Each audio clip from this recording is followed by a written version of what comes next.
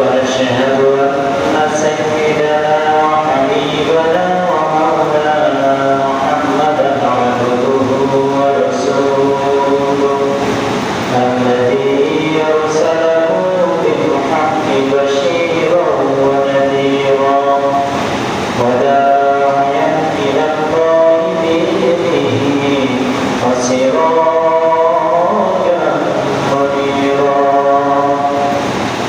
أعوذ بالله من الشيطان الرجيم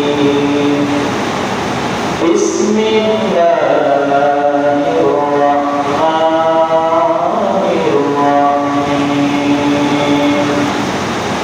إن الله وملائكته يصلون على النبي يا أيها الذين آمنوا صلوا عليه وسلموا تسليما اللهم صل على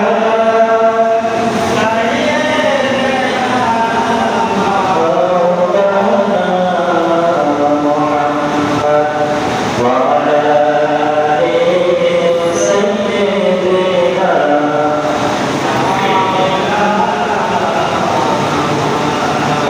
সাথে সবাই পড়ি আল্লাহুম্মা সাল্লি আলা সাইয়্যিদিনা মাওলানা মুহাম্মদ ওয়া আলা আলি সাইয়্যিদিনা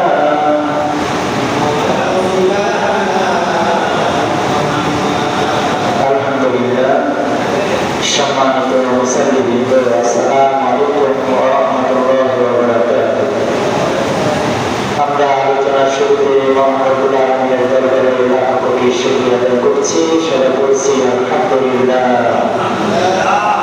রাসূলের প্রতি দরুদ ও সালাম বিনিময় করছি সবাই বলি সাল্লাল্লাহু আলাইহি ওয়াসাল্লাম প্রিয় হাজিরিন আমরা নামাজ কায়েম সম্পর্কে আলোচনা করছিলাম গতদিন যে পর্যন্ত আলোচনা করেছি তারপর থেকে আজকে আবার শুরু করছি আল্লাহুল আলামিন নামাজ কায়েমের যে মূল বিধান এটি আজ পর্যন্ত আমাদের কাছে পরিষ্কার না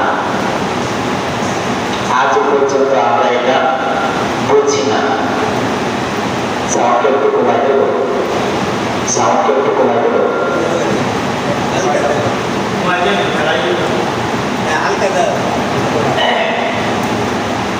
আমার কাছে মনে হচ্ছে ঠিক আছে আমরা এই নামাজ কায়েমটা আমরা আমার মনে হয় আমরা যারা বাংলাদেশের মানুষ আমরা এই বিষয়টা বাংলাদেশ ধরেই আমরা মুসলমানেরা বুঝি না যদি তাই বুঝতাম তাহলে নামাজের ব্যাপারে এত উদাসীন থাকতাম নামাজের ব্যাপারে এত উদাসীন থাকতাম রাসূলুল্লাহ সাল্লাল্লাহু আলাইহি ওয়াসাল্লাম যখন ওহী নাযিল শুরু হলো কাফের মুশরিকেরা বিরোধিতা শুরু করল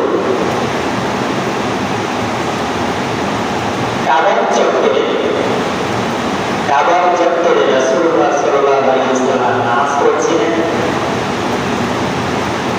সিজদায় থাকা অবস্থায় কাফেররা উটের নাড়ি ভুঁড়ি রাসূলের ঘাড়ের উপরে চাপিয়ে দিয়েছিল আপনারা জানেন এই ইতিহাস জানেন এটা জানেন না কেউ ওটের নাড়ি ভুঁড়ি রাসূলের ঘাড়ের উপরে সিজদায় থাকা অবস্থায় চাপিয়ে দিয়েছে। তারা অট্ট হাসি দিচ্ছে। রাসূলুল্লাহ সাল্লাল্লাহু আলাইহি ওয়াসাল্লাম নিঃশ্বাস নিতে পারছিলেন না, শ্বাস প্রশ্বাস নিতে পারছিলেন। এই সময় একটা খবর দিল বাড়িতে যে কাফেরেরা রাসূলের উপরে এরকম আচরণ করেছে, উটের নাড়ি ভুড়ি ঘাড়ের উপরে চাপিয়ে দিয়েছে। এইটা শোনার পরে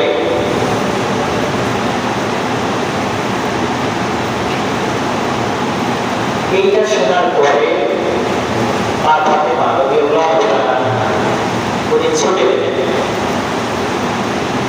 উনি ছুটে গিয়ে উটের নাড়ি ভুড়ি রাসূলুল্লাহ সাল্লাল্লাহু আলাইহি ওয়াসাল্লামের হাত থেকে নামিয়ে দিলেন। এরপরে বাকি জীবনের শেষ দিকে এসে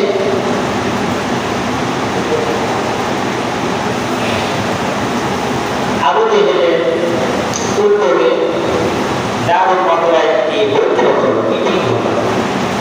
রাসূলুল্লাহ সাল্লাল্লাহু আলাইহি ওয়াসাল্লামকে হত্যা করে দুনিয়া থেকে বিদায় করে দিলেন। এর ভিতরে মদিনার কিছু মানুষ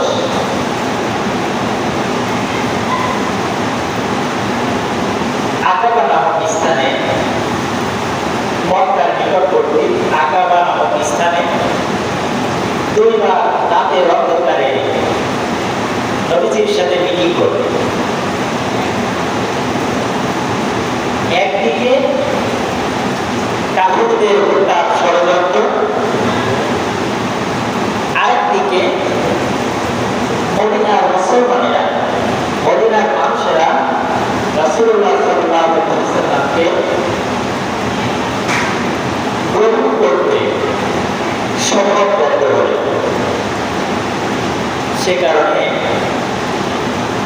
বায়ানে আকবার প্রথম এবং দ্বিতীয় শপথের ঘটনা ইতিহাসে আছে।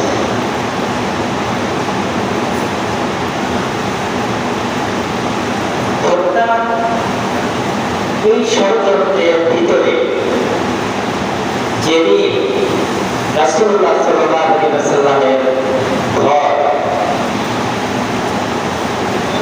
কাফেররা অ্যাটাক করল, সেই দিন আল্লাহ রাব্বুল আলামিন ইব্রাহিম আলাইহিস সালামকে পাঠিয়ে দিলেন।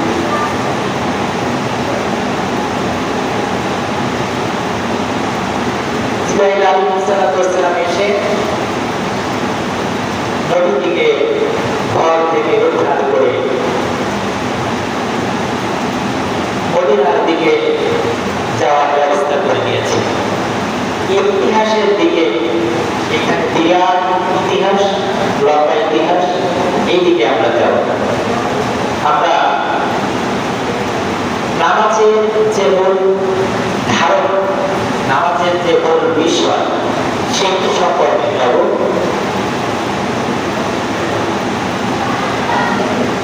নবী সাল্লাল্লাহু আলাইহি ওয়াসাল্লাম যখন মদিনায় উপস্থিত হলেন, তার যেখানে গিয়ে হাজির হলো, মসজিদে নববী এখন যেখানে, সেইখানে গিয়ে এই উপস্থিত হলো।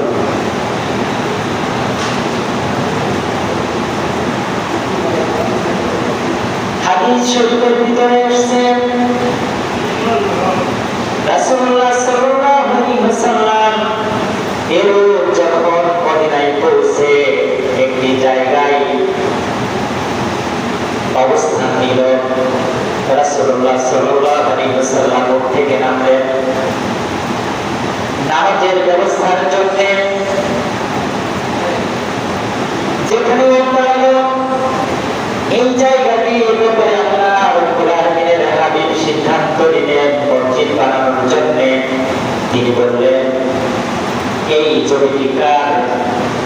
ওই ওইটি তখন মসজিদে নববীর এই জায়গাটি খেজুর শুকানোর জায়গা ছিল, খেজুর শুকানোর চাতাল ছিল। এখন আমাদের ধানের চাতাল আছে না, ধানের চাতাল বুঝেন তো, ধানের চাতাল। এরকম সময় ওই সময় মসজিদে নববীর এই জায়গাটি খেজুর শুকানোর চাতাল ছিল। এই জমিটির মালিক ছিল দুই এতিম বালক, সাহুল এবং সুহাইল। আল্লাহ রাব্বুল আলামিনের হাবিব বললেন, এই জমিটিতে, এই স্থানটিতে আমি মসজিদ বানাতে চাই। তখন ওই দুই বালক যারা মালিক ছিল তারা বলল, ইয়া রাসূলুল্লাহ, ইয়া হাবিবাল্লাহ, মদিনার মানুষ আপনাকে স্বাগতম জানিয়ে আপনাকে বসবাসের জায়গা ঠিক করে দিয়েছে এই মদিনাতে। কাফেররা আপনার তার ষড়যন্ত্র করেছে, আর মদিনার মানুষ আপনাকে জায়গা করে দিয়েছে মসজিদ বানানোর জন্য। আমরা দুই ভাই এই জমিটি আপনার ইসলামের নামে আমরা অর্থ করে দিলাম, আমরা উৎসর্গ করে দিলাম, আপনি মসজিদ এখানে বানান। রাসূলুল্লাহ সাল্লাল্লাহু আলাইহি ওয়াসাল্লাম বললেন, এতিম বালকের এই জমি আমি বিনামূল্যে দিতে পারবো না, আমি নিব না। 10 দিনারে আল্লাহর রাসূল এই জমিটি খরিদ করলেন। আবু বকর, হযরত আবু বকর এই 10 দিনার মূল্য ওই দুই বালককে পরিশোধ করে দিলেন। এরপরে মসজিদে নববী তৈরি হলো। দিন প্রতিষ্ঠা করা ফরজ। আকিমুদ্দিন, তোমরা দিন কায়েম করো। দিন কায়েম করা বোঝেন? দিন কায়েম করা বোঝেন? দিন কায়েম করা বোঝেন? আমরা যে মাথা ঝাঁটা দিতে হবে না, দিন কায়েম করা বোঝেন না। নামাজ কায়েমের কথা বলছি। নামাজ কায়েম যদি বুঝতে পারেন তাহলে পরবর্তী স্টেপে যাব দিনের ব্যাপার। রাসূলুল্লাহ সাল্লাল্লাহু আলাইহি ওয়াসাল্লাম নামাজের জন্য, ইবাদতের জন্য মসজিদে নববী তৈরি করলেন। ওই জায়গাটি যতগুলি খেজুর গাছ ছিল চারিপাশে সবগুলি উঠিয়ে দিলেন। চারিপাশে কাফের মুশরিকদের কবর ছিল, সেই কবরগুলোকে তিনি ঘুরে ঘুরে সমান করে দিলেন। এরপরে মসজিদ তৈরি করলেন। আজ পর্যন্ত এই মসজিদ গোটা পৃথিবীর মুসলমানদের জন্য সওয়াবের একটি জায়গা। রাসূলুল্লাহ সাল্লাল্লাহু আলাইহি ওয়াসাল্লাম যে মসজিদ তৈরি করলেন, যে কারণে তৈরি করলেন নামাজ পড়ার জন্য। নামাজ যদি একাকী পড়ে যদি কাজ হতো, এর কোনো উপকার হতো, এই ইবাদত যদি কবুল হতো, লক্ষ কোটি টাকা খরচ করে মসজিদ বানানোর কোনো প্রয়োজন ছিল না। ছিল? একাকী নামাজ পড়লে যদি আল্লাহর দরবারে কবুল হয়, একাকী নামাজ পড়লে যদি আমলনামায় সওয়াব হয়, তাহলে লক্ষ কোটি টাকা খরচ করে কেন মসজিদ তৈরি করবে? আপনারা যদি ইতিহাস জানেন, ইসলামের ইতিহাস, যুদ্ধের ময়দানে আল্লাহ রাব্বুল আলামিন যে নামাজ ফরজ করে দিয়েছিলেন, সেই নামাজ যুদ্ধের ময়দানে সাহাবীরা একাকী পড়েননি। পড়েছেন? ইতিহাস জানেন? যুদ্ধের ময়দানে এক একটি গ্রুপ যুদ্ধের ময়দান ছেড়ে পিছন দিকে গিয়ে নিজেদের নিরাপদ সাইডে গিয়ে কিছু মানুষ, কিছু সাহাবী জামাত করে অর্ধেক নামাজ পড়ে আবার যুদ্ধে শরীক হয়েছেন। যুদ্ধে যারা চালিয়ে যাচ্ছিলেন তারা আবার এদের উপস্থিতিতে তারা আবার পিছনে গিয়ে জামাতের সাথে সালাত আদায় করেছেন। কি বলেন তো, কি বুঝলেন? যুদ্ধের ময়দানে একাকী নামাজ সাহাবীরা পড়েননি। আপনারা কোন কারণে পড়েন? ফরজ নামাজ আপনারা একাকী কোন কারণে পড়েন? কোন যুক্তিতে পড়েন? কেন পড়েন? একাকী নামাজ পড়লে যদি আপনার জান্নাতে যাওয়ার ব্যবস্থা হতো, তাহলে যুদ্ধের ময়দানে কঠিন পরিস্থিতিতেও রাসূলুল্লাহ সাল্লাল্লাহু আলাইহি ওয়াসাল্লাম বলতেন, আল্লাহর কোরআন বলে দিতেন, সাহাবী যারা আছেন, হে আমার রাসূল, আপনি বলে দিন তারা এক একজন গিয়ে যেন পিছনে সালাত আদায় করে আসেন। কিন্তু আল্লাহ রাব্বুল আলামিন তা বলেননি। যুদ্ধের ময়দানে দুই ভাগ করে, তিন ভাগ করে জামাতের নামাজ আদায় করেছেন। আর আমরা সেই ফরজ নামাজ জামাত হওয়ার পরে যারা মসজিদে আসি, সেই জামাত ফরজ নামাজ এটাকে আদায় করি। এক নম্বর পয়েন্ট। দুই নম্বর পয়েন্ট হচ্ছে, আপনারা যার কাছে সিজদা দেন, যার কাছে মাথা নোয়ান, রুকু করেন, সিজদা করেন, যার সন্তুষ্টি হচ্ছে, আপনার আয় রোজগারের টাকা পয়সা মসজিদে দান করে মসজিদ তৈরি করেছেন, আপনারা কি আল্লাহকে বিশ্বাস করেন? বিশ্বাস করেন আল্লাহকে? আল্লাহ রাই মানে? আল্লাহ রাই মানে কিভাবে মানে? বাংলাদেশের আইন, বাংলাদেশের সংবিধান আর বাংলাদেশের আইন, এই আইনে বলা হয়েছে ক্ষমতার মালিক জনগণ।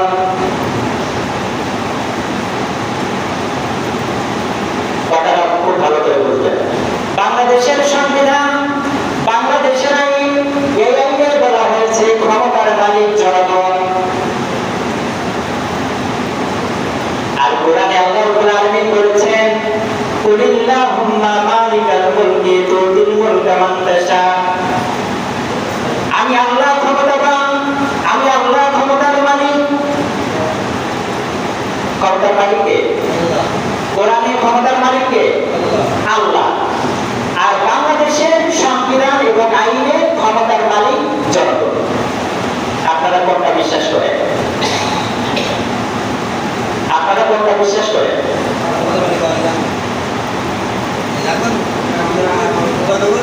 ক্ষমতার মালিক যদি আল্লাহকে মানেন, তাহলে বাংলাদেশের আইন এবং সংবিধান আপনি অস্বীকার করলেন, রাষ্ট্রদ্রোহ মামলা হবে আপনার বিরুদ্ধে। আইন আছে। আপনি যদি বাংলাদেশের সংবিধান আর আইনকে অস্বীকার করেন, যদি না মানেন, তাহলে আপনি রাষ্ট্রদ্রোহ ব্যক্তি, দ্রোহী ব্যক্তি। এই আইনটা কাদের? বাংলাদেশের সংবিধান এবং আইনটা কাদের? আপনারা যারা পাঁচ ওয়াক্ত নামাজ পড়েন, মাঝে মাঝে পড়েন, জুম্মার নামাজ পড়েন, আপনাদের যাদের সন্তানাদি আছেন, ছেলে আছে, মেয়ে আছে, কোন হিন্দু ছেলের সাথে মেয়ের সাথে আপনার কোন ছেলে মেয়েকে বিবাহ দেবেন? দেবেন? কোন হিন্দু বাড়িতে আপনি খাবেন? তারা যদি রান্না করে দেয় আপনি খাবেন? তাদের সাথে আপনার ছেলে মেয়েকে বিবাহ দিচ্ছেন না, কোনো আত্মীয়তা বানাচ্ছেন না। তারা যদি রান্না করে দেয় আপনি খাচ্ছেন না, তাদের সাথে ওঠা বসা করছেন না। কোন সম্পর্ক মুসলমানদের সাথে তাদের নেই, শুধুমাত্র ব্যবসা বাণিজ্য ছাড়া। ব্যবসা বাণিজ্য ছাড়া তাদের সাথে কোনো সম্পর্ক। এই অবস্থা যদি হয়, তাহলে আপনি চিন্তা করুন, বাংলাদেশের যে আইন এবং সংবিধান, যারা হিন্দু আছে, খ্রিস্টান আছে, বিধর্মী আছে, এই খ্রিস্টানদের আইন এবং সংবিধান দিয়ে আপনি বাংলাদেশ চালাচ্ছেন। আর আল্লাহ রাব্বুল আলামিনের যে কোরআন আছে, এই কোরআনের আইন আপনার বাংলাদেশে নেই। আছে? কোরআনের আইন বাংলাদেশে আছে? আপনি আপনার সন্তানদেরকে খ্রিস্টান, ইহুদি খ্রিস্টান, হিন্দুদের সাথে বিয়ে দিলেন না, তাদের রান্না করা খাবার খেলেন না। কিন্তু আমার প্রশ্ন হচ্ছে, আপনারা মুসলমান হয়ে তাদের যে আইন, তাদের যে সংবিধান, আপনি মুসলমান হয়ে সেইটা কেন ব্যবহার করছেন? সেই অনুযায়ী কেন নিজের জীবন চালাচ্ছেন? আপনাদের জীবন কেন চালাচ্ছেন? আপনি ওটা বসা, খাওয়া দাওয়া, আত্মীয়তা, কোনো কিছুতে তাদের সাথে সম্পর্ক রাখেন না, তাদের কোনো কিছু আপনি মানেন না। আপনারা কি হিন্দুদের পূজায় গিয়ে পূজা করবেন? কেউ করবে না, কেউ কিন্তু খাবে না। খ্রিস্টানদের গির্জায় গিয়ে আপনারা নামাজ পড়বেন? করবেন না। তাদের মতো করে উপাসনা আপনারা কেউ করবেন না। তাহলে তাদের আইন দিয়ে আপনি কেন চলেন? তাহলে আপনি কি কোরআনের আইন বিশ্বাস করেন না করেন না? আপনি করেন না। তাহলে যে আল্লাহকে আইনদাতা হিসাবে আপনি মানলেন না, খ্রিস্টানদের আইন গ্রহণ করলেন, ক্ষমতার মালিক হিসেবে আপনার নিজেদের কাঁধে তুলে নিলেন আল্লাহর ক্ষমতা। আইনে যদি বলা হয় যে ক্ষমতার মালিক জনগণ, তাহলে আপনারা কি জনগণ না? প্রত্যেকে এক একজন কি জনগণ না? এই আইন তো মানেন, এই বাংলাদেশের সংবিধান আইন তো মানেন। যদি এইটা মেনে নেন জনগণ ক্ষমতার মালিক, তাহলে আপনিও ক্ষমতার একজন মালিক, আপনি নিজের কাঁধে তুলে নিয়েছেন। আল্লাহ যে ক্ষমতার মালিক, আল্লাহর এই কর্তৃত্ব ক্ষমতা আপনি নিজের কাঁধে তুলে নিয়েছেন, তাই আপনি শিরিক করেছেন কিনা? আপনি আল্লাহর সাথে শরীক করছেন না? আপনার পূজা মণ্ডপে গিয়ে পূজা করা লাগবে না, খ্রিস্টানদের গির্জায় গিয়ে খ্রিস্টানদের মতো ইবাদত করা লাগবে না। যদি শুধু আপনি এতটুকু বিশ্বাস যদি না করতে পারেন, আপনি যদি আপনার ঘাড়ের উপরে যদি মালিকানা কর্তৃত্ব তুলে দেন, তাহলে আপনার আল্লাহর সাথে শরীক করা হবে। এটা হচ্ছে কিনা? তাহলে নামাজ আমাদের কেমন হচ্ছে বুঝতে পারছেন? আপনি নিজেই বুঝতে পারছেন না। আল্লাহ যে ক্ষমতার মালিক, সেই ক্ষমতার মালিক আপনি নিয়ে আপনি আবার আল্লাহর দরবারে সিজদা দিচ্ছেন, আল্লাহর গোলামি করছেন, ইবাদত করছেন। নামাজ পড়ছি আমরা, আর মনে মনে ভাবছি নামাজ পড়ছি জান্নাতে চলে যাব। আসসালাতু মিফতাহুল জান্নাত, নামাজ হচ্ছে জান্নাতের চাবি। জান্নাতের তালা দেয়া আছে নাকি? চাবি কি কাজে ব্যবহার করেন আপনারা? তালা খোলার জন্য, তালা মেরে রাখলে ওই তালা খোলার জন্য চাবি ব্যবহার করেন, তাই তো? আসসালাতু মিফতাহুল জান্নাত, নামাজ জান্নাতের চাবি। জান্নাতে কি তালা দেয়া আছে নাকি যে এই চাবি দিয়ে তালা খুলবেন? তালা দেয়া আছে জান্নাতে? এইটা দ্বারা কি বোঝানো হয়েছে? এটাও আমরা বুঝি না। যতক্ষণ পর্যন্ত এইগুলির পরিবর্তন সাধন না হবে আমার ইমানে, আমার বিবেকে, ততক্ষণ পর্যন্ত আমার নামাজ কবুল হবে না। আরো খেয়াল করুন, যুদ্ধের ময়দানে নামাজের কথা বললাম, যেখানে যুদ্ধের ময়দানে আল্লাহ রাব্বুল আলামিনের হাবিব একাকী নামাজ পড়ার কোনো বিধান দেননি, আল্লাহ তাআলার কোনো বিধান দেননি। যুদ্ধের ময়দানে জীবন মরণ সন্ধিক্ষণে যখন সাহাবীরা জামাতে সালাত আদায় করেছেন, এই সালাত আমরা একাকী যদি আদায় করি, জামাতে যদি বিশ্বাস না করি, তাহলেও মনে হয়, আমার কাছে মনে হয় নামাজের পরে আমরা বিশ্বাসী না। রাসূলুল্লাহ সাল্লাল্লাহু আলাইহি ওয়াসাল্লাম নামাজ ফরজ হওয়ার আগে ইব্রাহিম আলাইহিস সালামের অনুসরণে নামাজ পড়েছেন, যেভাবে ইবাদত করেছেন।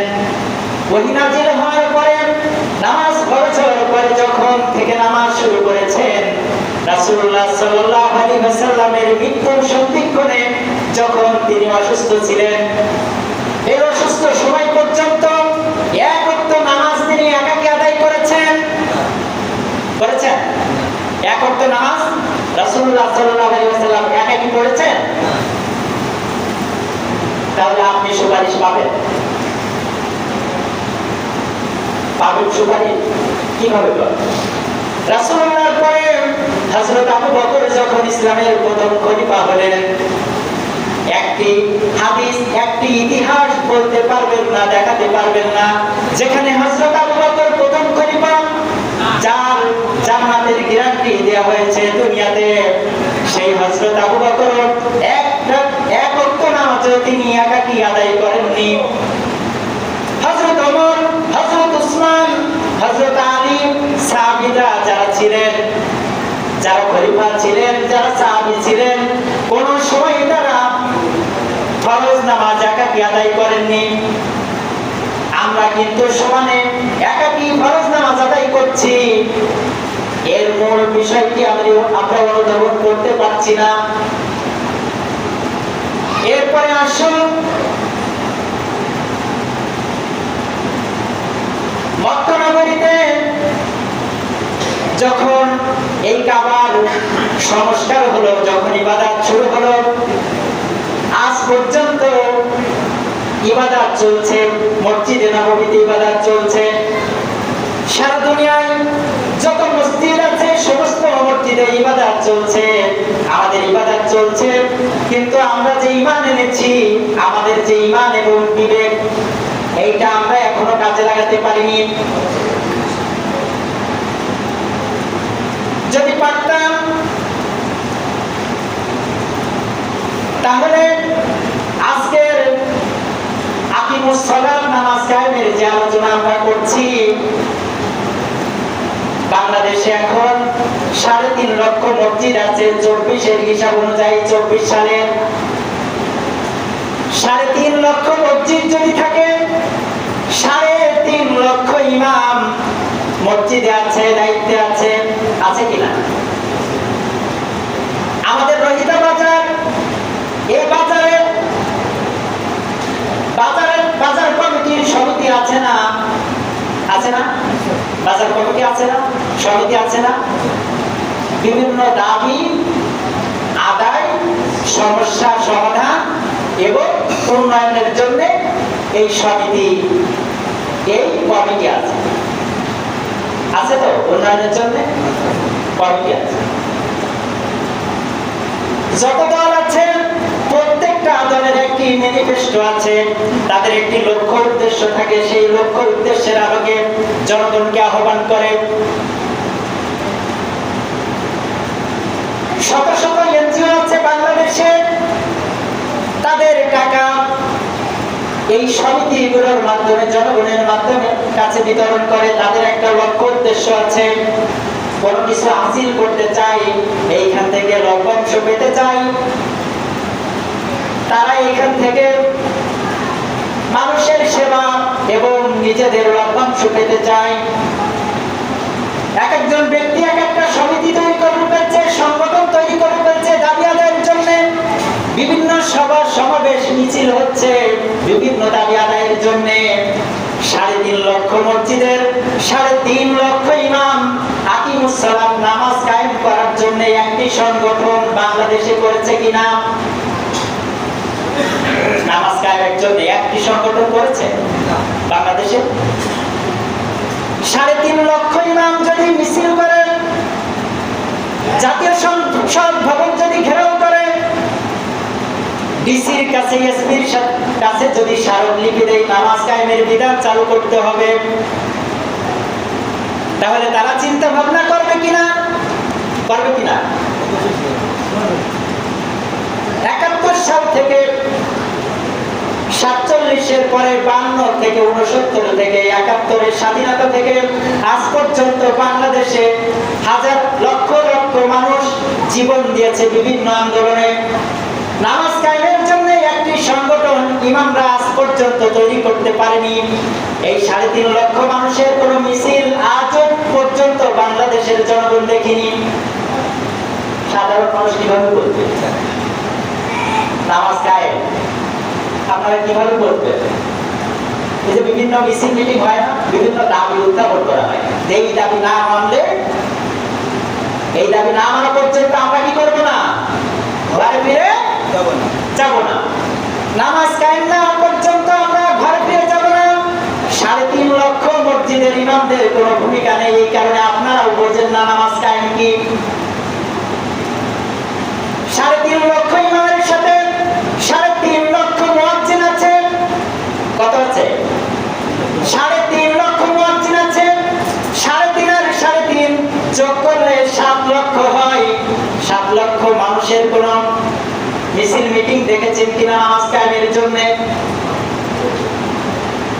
3.5 লক্ষ মসজিদে যদি 10 জন করে 5 ওয়াক্ত নামাজি নামাজিওয়ালা পাওয়া যায়, তাহলে 35 লক্ষ মুসল্লি পাওয়া যাবে, 5 ওয়াক্ত নামাজি মুসল্লি পাওয়া যাবে। এই 35 লক্ষ মানুষের কোন সংগঠন আছে নামাজ কায়েমের জন্য? কোনদিন রাস্তায় মিছিল মিটিং করেছেন? কোন স্মারকলিপি দিয়েছেন ডিসির কাছে, এসপির কাছে? ক্ষমতার মালিক আল্লাহ, আপনি কিছুটা কাঁধে নিয়েছেন। কোরআনের আইন না চালু করে আপনারা খ্রিস্টানদের আইন চালু করে রেখেছেন। নামাজ কায়েমের জন্য একটি আন্দোলন করলেন না, একটি স্মারকলিপি দিলেন না, একটি মিছিল করলেন না। আজান হলো আর মসজিদে এসে নামাজ পড়লেন, কিছুই বুঝলেন না, নামাজ পড়লেন আর নামাজ হয়ে গেল। কখনোই মনে করার সুযোগ নেই 3.5 লক্ষ মসজিদে যদি 20 জন করে 5 ওয়াক্ত নামাজিওয়ালা পাওয়া যায়, তাহলে 70 লক্ষ মুসল্লি বাংলাদেশে পাওয়া যাবে। 70 লক্ষ মানুষ নামাজ কায়েমের বিষয়টি গুরুত্ব দিল না, বুঝলো না, কোনো আন্দোলন করলো না, মিছিল মিটিং করলো না, উপলব্ধি করলো না নামাজ কায়েমের বিষয়টা, নামাজ জামাতে পড়ার বিষয়টিও সেইভাবে গুরুত্ব দিল না। 30 জন মুসল্লি যদি এভারেজ করে ধরা হয় 3.5 লক্ষ মসজিদে, তাহলে 1,05 লক্ষ মুসল্লি পাওয়া যাবে। এই 1,05 লক্ষ মুসল্লি 5 ওয়াক্ত নামাজিরাও কোনো সংগঠিত না, কোনো দাবি তোলে না নামাজ কায়েমের ব্যাপারে। অথচ আমি আকিমুদ্দিন দিনের আলোচনা করে আসবো, দিন প্রতিষ্ঠার আলোচনা করে আসবো, শুধু আকিমুস সালাতটা বলতেছি। এই আকিমুস সালাতের জন্য, নামাজ প্রতিষ্ঠার জন্য কাবার চত্বরে রাসূলুল্লাহ সাল্লাল্লাহু আলাইহি ওয়াসাল্লাম সিজদা অবনত অবস্থায় কাফের মুশরিকরা তাকে হত্যা করার জন্য ওদের নারী ভুঁড়ি চাপিয়ে দিয়েছিল। এই নামাজ প্রতিষ্ঠার কারণে তার ঘর রাতের বেলায় অ্যাটাক করা হয়েছিল তাকে হত্যা করার জন্য। যখন রাসূলুল্লাহ সাল্লাল্লাহু আলাইহি ওয়াসাল্লাম মদিনায় হিজরত করলেন, তারা হত্যা করতে পারল না। এরপরে এই নামাজ প্রতিষ্ঠার জন্য বদরের ময়দানে যুদ্ধ অনুষ্ঠিত হলো। 14 জন সাহাবী শহীদ হলো এই নামাজ কায়েমের জন্য। কতজন? বদরের ময়দানে 14 জন সাহাবী রক্ত দিল, জীবন দিল এই নামাজ প্রতিষ্ঠার জন্য। অথচ 1,05 লক্ষ মানুষ মুসলমান নামাজ পড়ে, অথচ একটা মিছিল করেনি।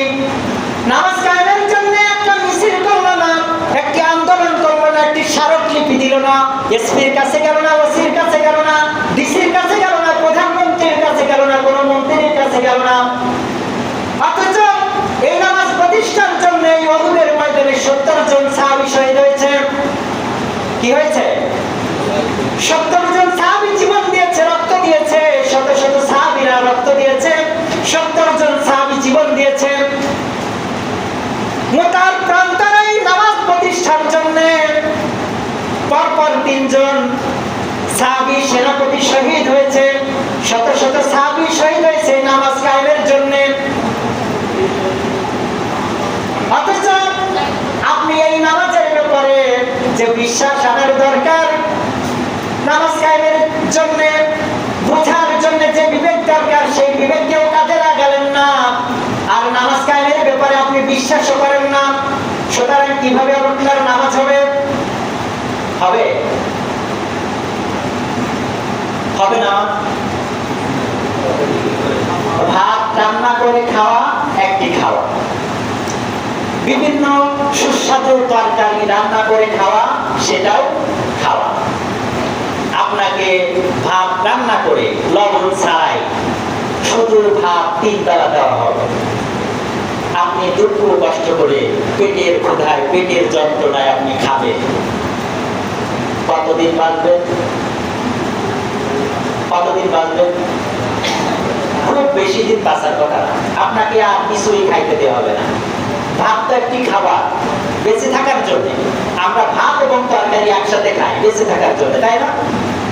আপনার সমস্ত তরকারি লবণ পানি বাদ দেওয়া হলো, শুধু ভাত দেওয়া হবে। এটিও তো একটি খাবার, এটিও একটি খাবার। আপনি শুধু ভাত খেয়ে বেঁচে থাকতে পারবেন। সমস্ত সুস্বাদু তরকারি আপনার জীবন ধারণের জন্য, আপনার খেয়ে পরে বাঁচার জন্য, জীবন ধারণের জন্য আপনার প্রয়োজন। আপনি এখন যে নামাজ পড়ছেন শুধু পানি, লবণ পানি ছাড়া শুধু ভাত খেয়ে বেঁচে থাকছেন, কোন তরকারি আপনার কপালে জুটছে না। যে নামাজ পড়ছেন, যে সিজদা করছেন, আপনার শুধু শুদ্ধ ভাত খাওয়ার মতো উপমা হচ্ছে। এইটি যেমন বেঁচে থাকার জন্য যথেষ্ট নয়, ঠিক তেমনি আপনাকে প্রথমত নামাজ কায়েমের ব্যাপারে আপনাকে ঈমান আনতে হবে। জামাতে 5 ওয়াক্ত নামাজ আদায় করতে হবে।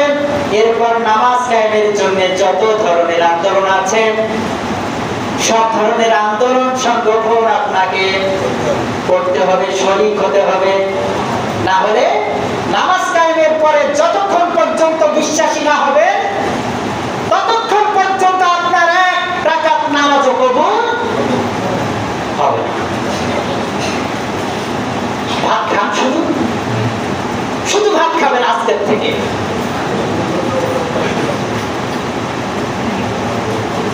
হাজার হাজার সাহাবী জীবন দিয়েছে এই নামাজ প্রতিষ্ঠার জন্য।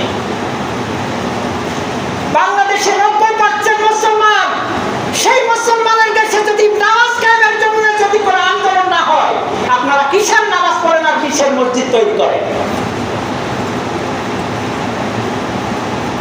আর কাফের মুশরিকদের সমস্ত আইন এবং সংবিধান আপনারা বাংলাদেশে চালু করে রেখেছেন, আর ক্ষমতার মালিক আল্লাহ, আর ক্ষমতার মালিক বিশ্বাস করেন আপনারা।